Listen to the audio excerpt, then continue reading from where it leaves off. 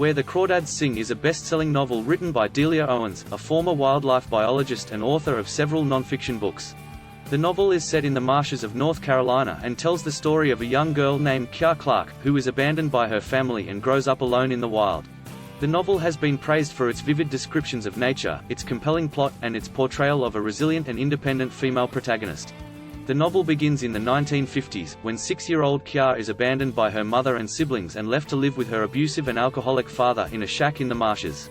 When her father eventually disappears, Kya is left to fend for herself and survives by learning to forage for food, fish, and hunt.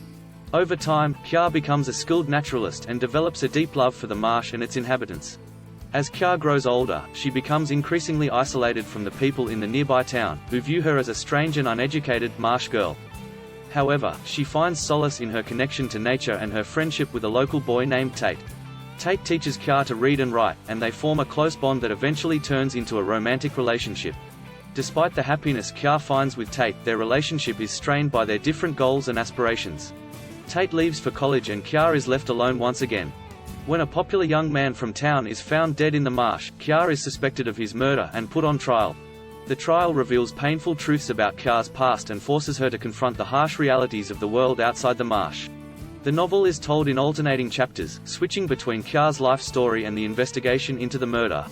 As the two narratives converge, the reader is drawn into a gripping mystery that explores themes of love, loss, prejudice, and the power of nature. Throughout the novel, Owens's writing is characterized by its vivid and poetic descriptions of the natural world. She paints a rich and immersive portrait of the marsh, capturing its beauty and complexity with a scientist's eye for detail and a poet's gift for language.